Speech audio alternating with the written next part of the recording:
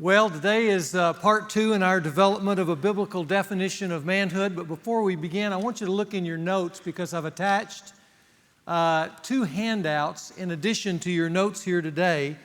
And I want to make a brief mention of both of them before we begin. You know, after today, we have 2 weeks left. Remember, 2 weeks left to complete part 2 of the manhood plan. And what I've done is, with that in mind, I've included in your notes some sample plans from different men in different life stages. So what you'll find there are some first draft manhood plans for a college student, for a single, for a young married, for an older man. And those are given there just to give you some helps as to how other guys tried to fashion their plan. Now, those plans are just drafts. Those are guys working on their plan, somewhat in the same place that you're in. Some are better than others. Some have some more specifics than others. And I love those specifics in some of the plans, so you might read all of them because some of the guys are much more detailed as far as practical application, which is the most important thing in a plan. But I wanted to give those to you so you could see what other guys have done specifically for those of you in different life stages. I know we have some younger guys here and they're thinking manhood plan, and they can't think out past the next 4 or 5 years. So giving you some plans of younger men kind of will help you. And for guys in the later seasons of life, there's some plans to help you. But I want you to know, in the next 2 weeks, part 2 has to be finished. And then we'll be on the final stretch of men's fraternity, and you'll be finishing up part 3 in your manhood plan and turning them in the week before we actually have our men's fraternity graduation. Then there's also included in your notes, you'll notice there a leadership questionnaire, and that's to help you think practically about your leadership as a man in light of the discussion that we've had between Adam and Christ as we've compared the 2 most figures of history, the 2 foremost men in history. Because real men lead, right, guys? Leadership is not just a title. Leadership is an everyday practical reality with some hard-edged specifics attached to it. And what that leadership questionnaire begins to do is scratch around those hard-edged specifics about how you actually lead in life.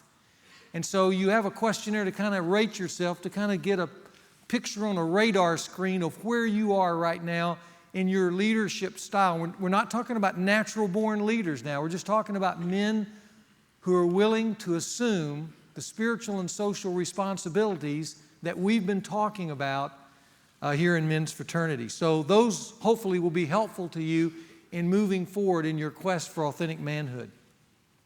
Now this morning what we want to do is to post the 4 defining differences between Adam and Christ.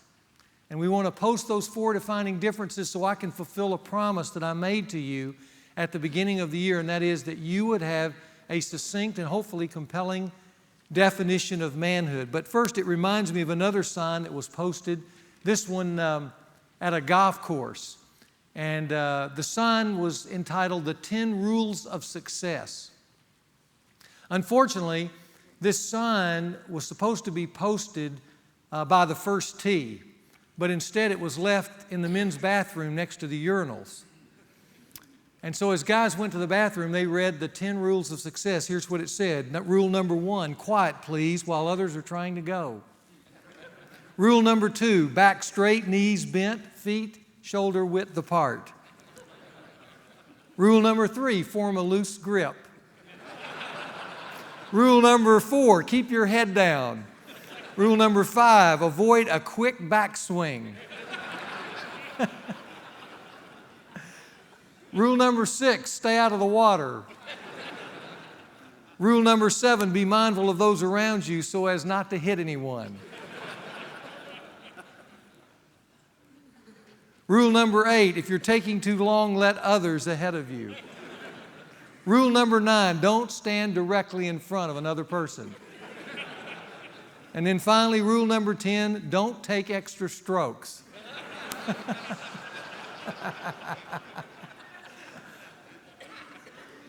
Well, last week, if you remember, we began to formulate our definition of what it means to be an authentic man.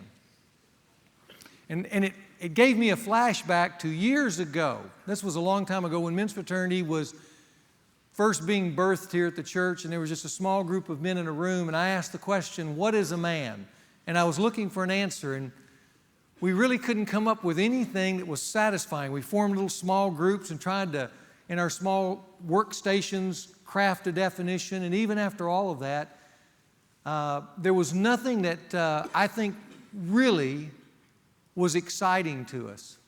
And for years we wrestled with that, and maybe it was kind of one of these moments where you just thought, duh, we should go here first, but we finally turned back to the pages of Scripture and began to ask, as we looked at the Bible, what is a man? And as I told you last week, suddenly what emerged were these two mountaintop figures in the Scriptures who have defined the life of every man in this room. They are the two principal men of destiny for every man. And every man, as I told you last week, walks in the light or the shadow of one of these two men. They're the two Adams of Scripture. The Adam of Genesis and the Adam that's revealed in the Gospels. Adam and Jesus. And what we are doing and will continue to do today is press those two men together and look at their lives, look at who they were and who they weren't, and then by that comparison come up with this definition of manhood that I promised you at the beginning of the year. Now last week we talked about the first defining difference between these two men. Here it is. The first Adam, we said, fell into passivity, and the second Adam rejected that passivity. The first Adam was caught with his manhood pants down, right? And how was he caught? He was caught standing there in a moment where he should have been active and vigorous. A real man doesn't just hang around. You know, so often, manhood is like the movie The Invisible Man. While we're in the workplace, we're decisive, we're clear, we're aggressive, we're competitive. But so often when we move into the more social and spiritual spheres of life, we become just like the movie The Invisible Man. It's been true since Adam. We start unwrapping ourselves at home, with our wives, with our children, around spiritual things, things of the soul, and suddenly, just like Adam, we disappear. We're there, but we're not there. You know, in that garden experience, what was so odd about that moment is, as the man's wife entertained this enemy, you would have expected him to be shielding her, standing in front of her, arguing with the serpent, or pleading with her that she move away from this very dangerous situation, or at least running into that situation with a hoe to cut off the serpent's head. Something that spoke of masculinity. But instead what you find is the man passive, silent, uninvolved, removed, quiet.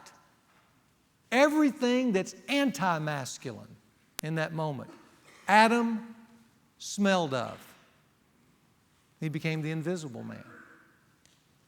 And every man since Adam has a tendency to move that direction in the social and spiritual spheres of life, except the second Adam, Jesus. Jesus was a man of initiative. We look at the life of Jesus and we see a man of mission, standing up for what's right in all kinds of spheres of life, even when it's difficult to do so. And everywhere he went, one of the chief characteristics of Jesus Christ is everywhere he went, he was stirring the situation and giving life to it. Because Jesus was a life giver. While Adam, the first Adam, became the invisible man. So the first Adam fell into passivity. The second Adam rejected passivity. Here's the second defining characteristic. The first Adam disregarded his responsibilities. The second Adam accepted responsibility. Writer Roy Smith makes this statement. He says, "The ability to accept responsibility is always the measure of a man."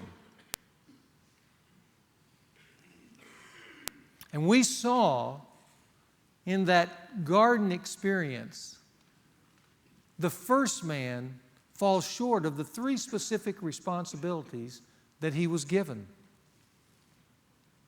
Whereas the second Adam, Jesus Christ, accepted in his lifetime the same responsibilities. Now, what were those three responsibilities? Well, there was a will to obey. That was the first one. Remember, Adam forsook the will of God in search of something better for himself and his wife. But the second Adam obeyed the will of God. Here are just some scriptures that indicate that. First of all, John 4:34. Here's Jesus speaking. He says, "My food is to do the will of him who sent me and to accomplish his work." In Psalm 40, verse 8, a messianic psalm, it says, "I delight to do thy will, O God." That's what's in my heart. I delight to do thy will. Matthew 26:39 makes this statement. And he went a little beyond them. This is at the garden. This is at the critical moment in Jesus' life where manhood was at the supreme test, at least for him, whether he was going to accomplish the will of God, which at this point was unbelievably hard because it meant his death. And so it says that he went away a little beyond them and he fell on his face and he prayed. And here we hear the essence of manhood. "My Father, if it's possible, let this cup pass from me." And yet in that most difficult moment, he utters, "Yet not as I will, but thy will be done." And what we're hearing, guys, is manhood. Because manhood accepts the responsibility of a will greater than himself to obey. Secondly, Jesus accepted a work to do. First man fell in this regard, but the second man said, "I'll accept the work that you give me to do. I understand that I'm a man under authority." So in John 17:4, Jesus says this, "I have glorified thee on the earth, having accomplished," that's the key word, because he was at the point of finishing his life, "having accomplished the work which you have given me to do." And finally, Jesus himself, just like Adam, had a woman to love. And you go, "I didn't think Jesus was married." Oh, yes, he was. He had a woman to love. It was his church. And that's why in Ephesians 5:25 it says this, "Husbands, love your wives just as Christ also loved his woman," the church. And here's how he loved his woman. He gave himself up for her. He was a life giver everywhere he went. So while Adam forsook a will to obey, a work to do, and a woman to love, Jesus Christ exemplified accepting those responsibilities in each of those areas to the fullest. And men, a real man is going, as you look at those concepts, here's what a real man's going to be like. Rather than not thinking about these responsibilities or just periodically drifting through them, at the core of a masculine life is a man who understands that there is a will higher than his will. And so he wants to know what that will is so that he can fit into it. He also knows that there's a work for him to do, that there's a purpose for him on this planet.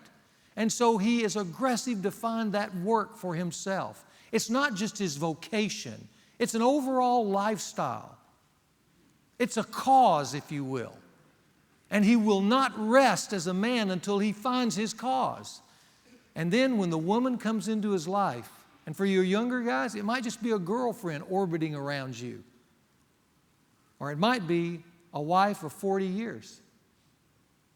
But whether it's just the beginning of fledgling love or love in the fullest season of life, he understands his role, his responsibility, and he accepts it joyfully, though sometimes it's as difficult as being in the garden and saying, "Not my will, but thine be done."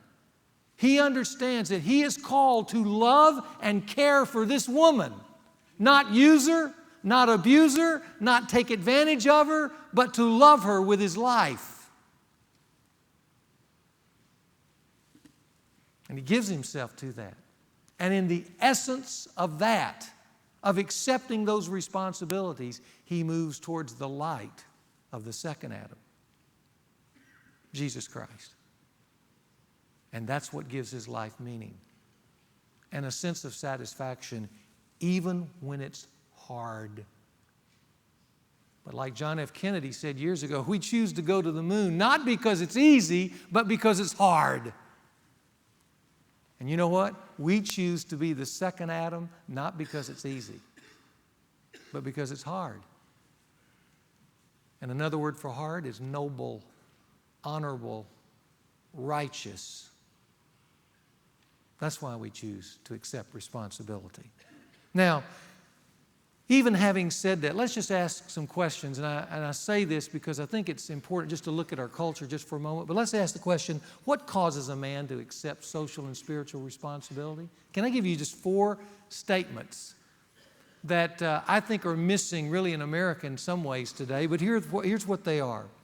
Here's how a young man or any man accepts social and spiritual responsibility. First, when it's clear from a young age that the primary responsibility for the social and spiritual well-being of others, whether it's a young woman or a wife or children, rests on him.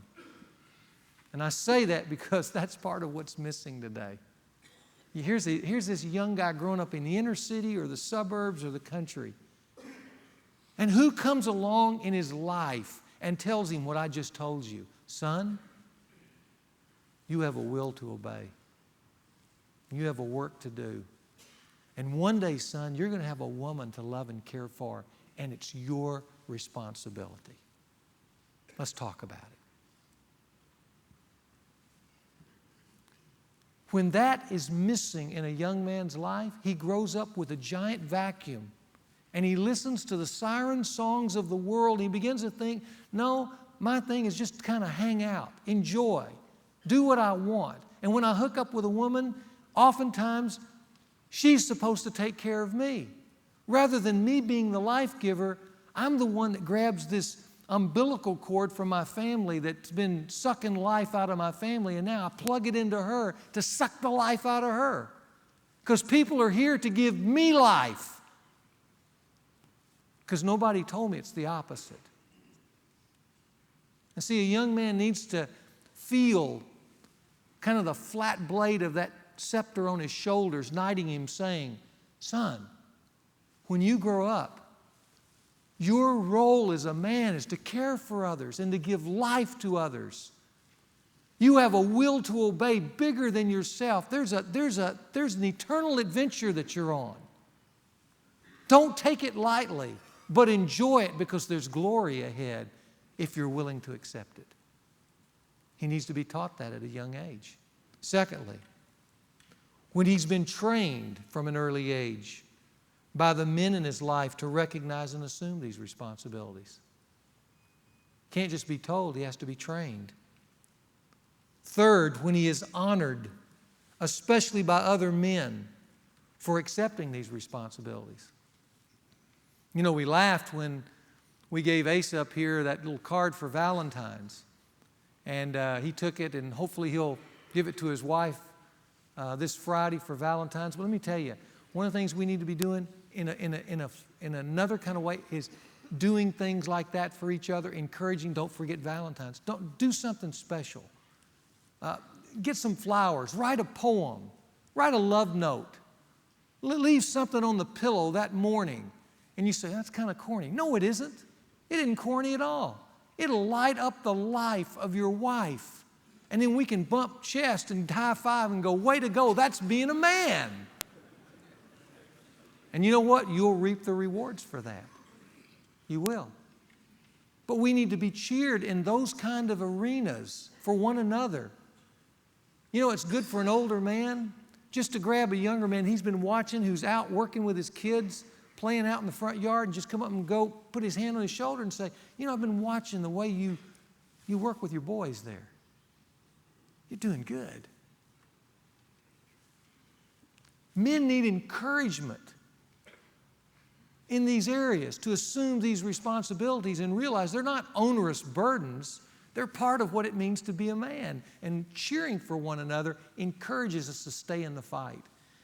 And then the last thing I would just simply add, because I think part of this is ultimately has to be spiritual. You can't just be told to do it, trained to do it, and cheered for.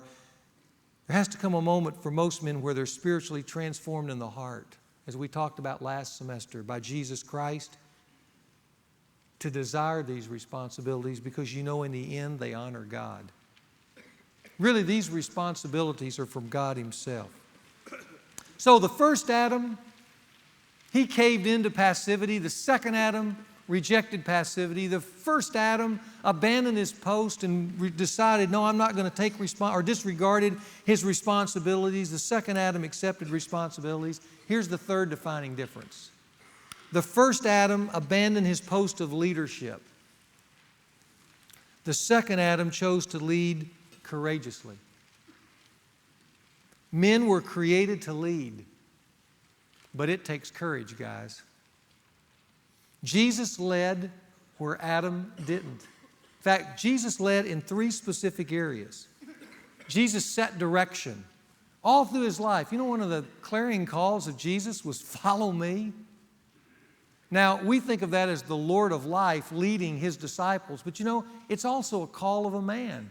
A call of a man needs to have enough confidence, enough substance, enough weight in his life that when he's around others, he can say, "Follow me," especially in the home.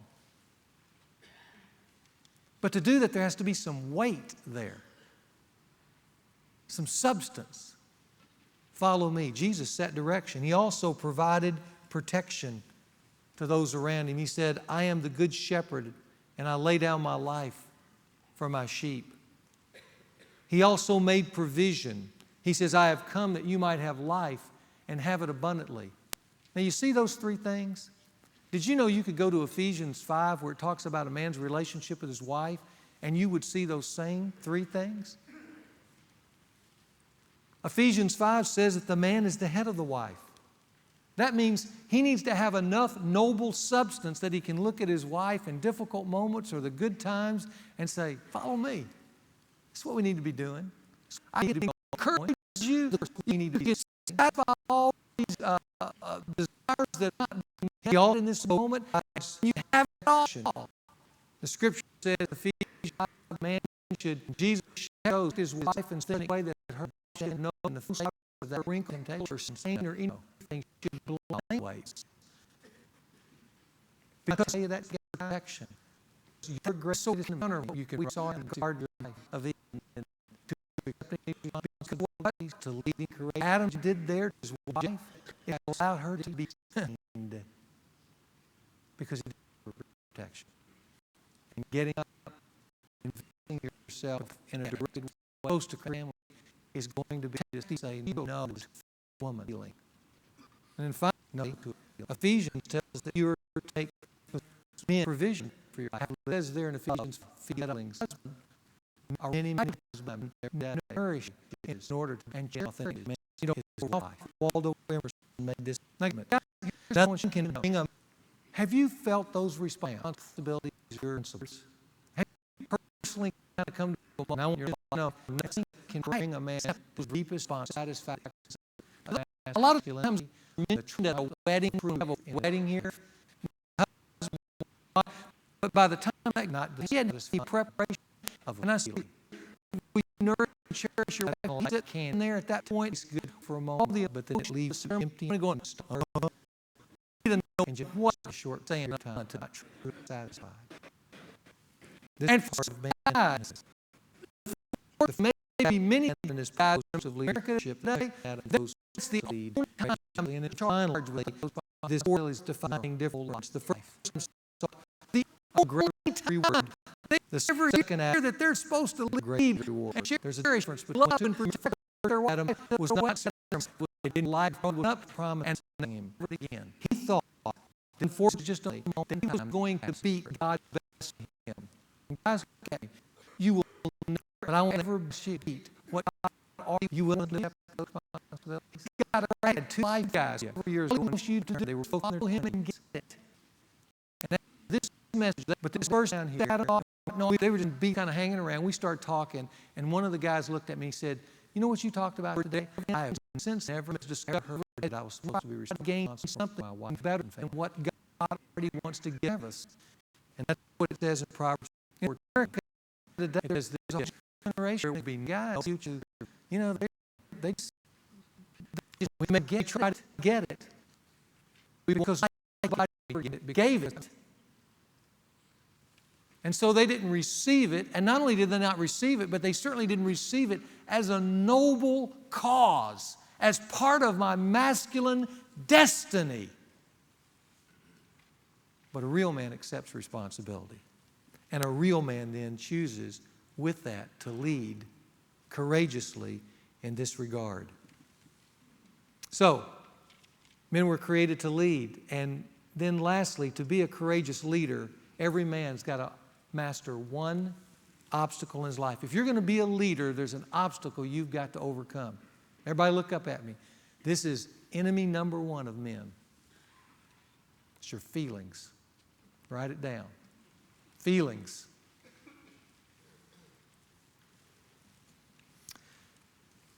Not too long ago, a book came out called EQ. Now, a lot of times we know what IQ means, but we don't know what EQ means. IQ is how we measure our intelligence. And oftentimes it's the measure of success in the academic community or entrance into a college or university. But this book, EQ, that came out actually said that a person's emotional quotient or emotional stability is the greater predictor of success. And you know what? I'm in my 50s now, and I've worked with a lot of people in all kinds of arenas, and that is exactly my observation of life. I wouldn't have called it EQ, but there are many, many smart people, much smarter than I am and much smarter than a lot of people that they work around, who are limited, not because of their intelligence, but because of their emotion. They're emotionally unstable. And the greatest predictor of success in the workplace and in life is how you master your emotions. Did you know the Proverbs say the same thing? Proverbs 25:28 says, "Like a city that is broken into and without walls, so is a man who has no control over his spirit." A man who bows to his feelings can never be a real man. Now, I'm not saying that you don't feel. I'm not saying that real men need to suppress their feelings. Feelings are part of life. But greater than feelings is a sense of calling, and my calling calls me above those things at times. In fact, at times I have to turn and put my face into the full gale force winds of feeling and say, "I'm not going to give in to you." Call the son of Pharaoh's daughter. I'm going to do what you choose to